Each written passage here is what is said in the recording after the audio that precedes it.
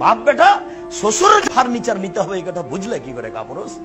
বাপ বেটা ভিক্ষা করো, ভিক্ষা করে করে করে ফার্নিচার বানিয়ে বিবাহ করিও। শ্বশুরের কাছে ফার্নিচার নিতে হবে, টাকা নিতে হবে, মোটরসাইকেল নিতে হবে, এটা কি করে বুঝলে? 25 বছর যাবতে মেয়েটাকে রিস্ক নিয়ে লোকটা লেখাপড়া শিখিয়েছে। এই মেয়েটাকে নিয়ে কত টেনশনে রাত্রে ঘুম হয় না। একটা ভালো ছেলে কেমনে পাওয়া যায়, একটা ভালো ছেলে কেমনে পাওয়া যায়। 25-30 বছর মেয়ের বয়স, দিন কাটে না, রাত কাটে না। এরপরে তোমার হাতে তুলে দিয়েছে একটু ভালো থাকবে বলে। 25 বছর রিস্ক নিয়ে মানুষ করার পরে তোমার কাছে তুলে দিতেই, ভোগ করার জন্য তুলে দেওয়া হয়েছে, তোমার কাছে তুলে দিয়ে দিই তুমি টাকা চাইলে কাপুরুষ ভিক্ষা করে খাও।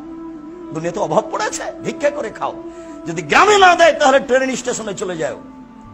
অনুমতি নাই। 4 শ্রেণীর মানুষের ইহকাল আছে, 4 শ্রেণীর মানুষের পরকাল আছে। তার একটি হচ্ছে বৈধ রুজি, আর একটি ছিল আমানতের রক্ষা। আব্দুল্লাহ ইবনে আমর রাদিয়াল্লাহু তাআলা আনহু বলেন, রাসূল সাল্লাল্লাহু আলাইহি সাল্লামকে জিজ্ঞাসা করা হলো, আইয়ুন নাস আফজাল, আল্লাহ রাসূল মানুষের মধ্যে সবচেয়ে ভালো মানুষ কে? তখন তিনি বললেন, আত্তাকিয়ু ওয়ান নাকিয়ু, স্বচ্ছ পরহেজগার। স্বচ্ছ মানুষ যেই সেই ভালো, পরহেজগার যে সেই ভালো। স্বচ্ছকে তিনি বললেন লাইফ মাফিহে, যার পাপ নেই সেই স্বচ্ছ। আব্দুর রাজ্জাক সাহেব, পাপ হয় না এমন কি মানুষ আছে? নেই, তবে পাপ হলেই ক্ষমা চাই যে তার পাপ নেই। 2, ওলা বাগিয়া, সীমা লঙ্ঘন নেই যার। বহুবার বলেছি, আপনাদের বাড়ির সামনে একটা কুঁড়ে ঘর ছিল, তুলে দিয়েছেন, এটা হলো বড় সীমা লঙ্ঘন। কোর্টে দেখালেন, আমি বসতে দিয়েছিলাম আমার জমিতে, এখন আমার সাথে অন্যায় আচরণ করে, কোর্টে টাকা দিয়ে বাড়িটা তুলে দিলেন। গরিব মানুষ, আগে থেকেই ছিল ক্ষমতা দাপট, দলীয় দাপট, বুঝতে পারেনি দলীয় দাপট কত খারাপ। তুলে দিলে ও রাস্তায় ভিক্ষা করে বেড়ায়। এটা হলো বড় সীমা লঙ্ঘন। ছোট সীমা লঙ্ঘন হলো যে 100 মরিচ নিমের লোকটার কাছে 100 মরিচ, দাঁড়িপাল্লা হয়ে গেছে। আপনি দেখছিলেন যে মরিচটা কেমন, তা একটা হাতে করে আছেন, এই মরিচটা কোথায় রাখবেন? এই মরিচটা যদি আপনার পাল্লায় আপনার ব্যাগে রাখেন, আপনি সীমা লঙ্ঘনকারী, আপনি স্বচ্ছ নন, আপনি স্বচ্ছ নন। ওয়ালা গিল্লা, যারা আমানতের খেয়ানত আত্মসাৎ করে সে স্বচ্ছ নয়। যার ভিতরে এই হিংসা আছে সে স্বচ্ছ নয়। 4টে জিনিস নেই যার সেই স্বচ্ছ। পাপ নেই যার, 1, 2 সীমা লঙ্ঘন নেই যার, 3 আত্মসাৎ নেই যার, 4 হিংসা নেই যার। হিংসা এমনিতে হয়েই যায়, কেন জানি পাশের দোকানে বিক্রি হয়, আমার দোকানে বিক্রি হয় না, তখন হিংসা হয়েই যায়। তখন হিংসা করবেন কার কাছে? তাহলে তাকদীরের উপরে ভরসার অভাব আছে। রাতে উঠে 2 রাকাত সালাত আদায় করে আল্লাহকে বলতে হবে, আল্লাহ পাশের দোকানদারকে আমি ভালোবাসতে চাই, দয়া করে তুমি আমার ব্যবস্থা করো। মানুষ মাত্র হিংসা হয়েই যাবে, এটাই স্বাভাবিক। এরপরে প্রাণপণে চেষ্টা করতে হবে। আব্দুল্লাহ ইবনে আমর রাদিয়াল্লাহু তাআলা আনহু বলেন, কানা রাসূলুল্লাহ সাল্লাল্লাহু আলাইহি সাল্লাম ইজা আসাবাহু মিনাল মাগানিম, যখনই আল্লাহ রাসূলের কাছে কোনো গনিমত, 10-এর সম্পদ আসতো, তখনই তিনি বলতেন বেলালকে, ফামারা বেলালান ফাদা ফিন নাস, বেলাল জনগণকে ডাকাও, ফায়াজিউনা বেগানাইমিহিম, জনগণ যার হাতে যে টাকা পয়সা এসেছে 10-এর, সেটা নিয়ে উপস্থিত হতো।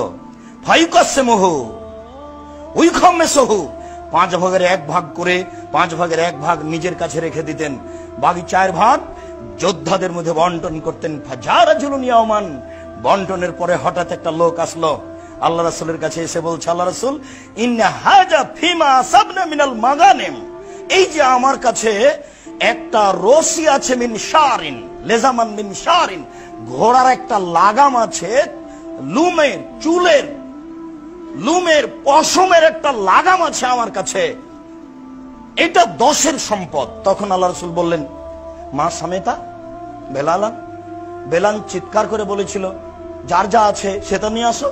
এই কথা কি শোনোনি? কালা নাম, জি হ্যাঁ শুনেছিলাম। মা মানা খান তাজিয়া বেহি, তো ওই সময় এটা নিয়ে আসনি কেন? ফাতা যারা, তখন সে কিছু আপত্তি পেশ করলো, ছিলাম না, পেশাব করতে গেছিলাম, স্ত্রীর সাথে কথা বলছিলাম, একটু বাজারের দিকে গেছিলাম, কি যেন আপত্তি পেশ করলো। তখন আল্লাহ রাসূল বললেন, তাজবে হিয়াউমাল কিয়ামা, এইটা নিয়ে বিচারের মাঠে উপস্থিত হ। সুম্মা লাম ইয়াকবাল হান, তারপর থেকে আল্লাহ রাসূল তার কাছে নিলেন না, সামনাসামনি বললেন যে এটা নে বিচারের মাঠে আসিও, আমি তোমার কাছে এটা নিব না। তো নিয়ে এসেছিল, ভুল মানে ও বুঝতে পেরেছিল যে ডেকেছে বেলাল, তবুও যায়নি। অথচ রাসূলের সামনে হলো যে তোমাকে ডেকেছিল, তুমি আনোনি কেন? এখন এই ঘোড়ার লাগামটা বিচারের মাঠে নিয়ে আসিও, সেদিন হবে কথা, এখন আর হবে না। আল্লাহ আমাদেরকে আমানো বোঝার তৌফিক দান করুক। আল্লাহুম্মা আমিন। সাল্লি আলাইহি আল্লাহু বারিক আলাইহি। আলহামদুলিল্লাহ ওয়াহদা ওয়াসসালাতু ওয়াসসালামু আলা মান লা নাবিয়্যা বাদা। আবু হুরায়রা রাদিয়াল্লাহু তাআলা আনহু বলেন, কানা সাকাল রাসূলুল্লাহ সাল্লাল্লাহু আলাইহি সাল্লাম রাজুলুন ইয়াকুলু কারকারা, একজন লোকের কাছে আল্লাহ রাসূলের 10 সম্পদ জমা ছিল। ফামাতা ফাকাল রাসূলুল্লাহ সাল্লাল্লাহু আলাইহি ওয়াসাল্লাম ইন্নাহু ফিন-নার, লোকটা মারা গেল। তখন আল্লাহ রাসূল বললেন ও জাহান্নামে যাবে। ফাযাহাবু ইয়ানজুরু ইলাইহি, সাহাবীরা কথা শুনে অবাক হয়ে গেল যে লোকটা আমাদের সাথে যুদ্ধ করলো, লোকটা মারা যাওয়ার সাথে সাথে আল্লাহ রাসূল বললেন ও জাহান্নামে যাবে, ঘটনা কি? একটু যাইতো। ফাওয়াজাদু আবাতান কাদ গাল্লাহা, তারা গিয়ে দেখলো যে তার ব্যাগে একটা চাদর আছে, যে চাদরটা আত্মসাৎ করেছিল। আল্লাহ রাসূল বললেন ও সরাসরি জাহান্নামী, ও যোদ্ধা, ও তাহাজ্জুদ পড়েছে।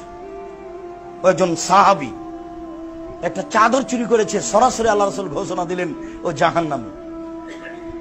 আবু হুরায়রা রাদিয়াল্লাহু তাআলা আনহু বলেন, আহাদা রাজুলুন রাসূলুল্লাহ সাল্লাল্লাহু আলাইহি ওয়াসাল্লাম গোলামান ইয়াকুলু মিদাম, আল্লাহ রাসূলকে একটা গোলাম হাদিয়া দেওয়া হয়েছিল, কেউ দিয়েছিল, তার নাম হচ্ছে মিদাম।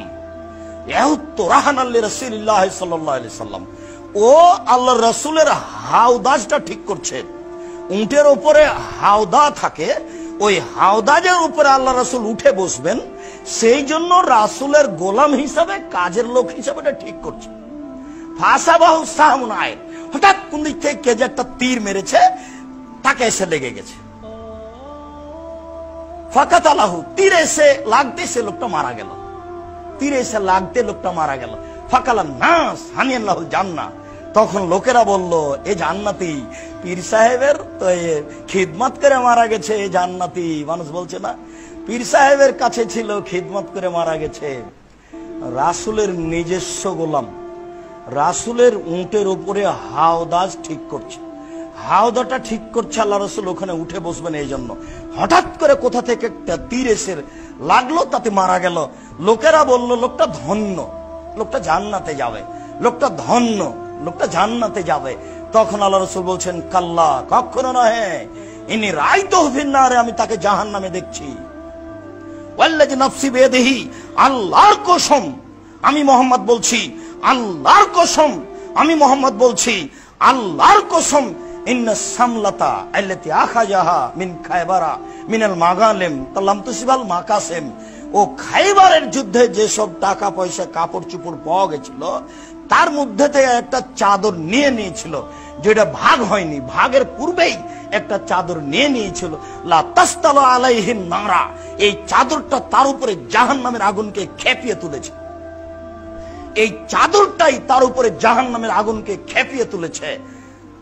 ফালাম্মা সামিয়া যালিকা নাস, যখন জনগণ এই কথাটা শুনলো, ফাজাবে সেরাকিন ও সেরাকাইনে, তখন যার কাছে যা একটু ছিল, একটা জুতার ফিতা বা দুইটা জুতার ফিতা, মানে একেবারেই কম, 2 টাকা 1 টাকা এরকম ছিল।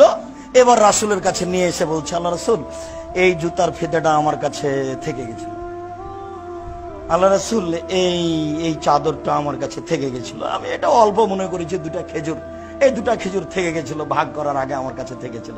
আল্লাহ রাসূল বলছেন সেরাকুন ফিন্নারে ও সেরাকানে ফিন্নার, একটা জুতার ফিতা যে আত্মসাৎ করেছে সেও জাহান্নামে যাবে, 2টা যে করেছে সেও জাহান্নামে যাবে। এমপি, মন্ত্রী, চেয়ারম্যান, মেম্বার, মসজিদের মুতাল্লি, গ্রামের সরদার জানে না 10-এর পয়সা কি জিনিস, খুব কঠিন। 1 বস্তা গম, না না না 1 বস্তা নয়, 1 কেজি, না না না 1 কেজি নয়, 100, না 100 নয়, একটা গম আপনার চোখের সামনে, একটা গম 10-এর মধ্য থেকে আপনার গমের মধ্যে চলে এসেছে, এটা আপনি দেখলেন, আপনি চুপ থাকলেন। এখন যদি হজ করতে চলে যান, বাকি জীবন যদি কাঁদেন, এই পাপ ক্ষমা হয়ে যায়, তাহলে ইসলাম ধর্ম মিথ্যা। একটা গমের আত্মসাৎ যদি ক্ষমা হয়ে যায়, ইসলাম ধর্ম মিথ্যা। একটা গমের আত্মসাৎ যদি ক্ষমা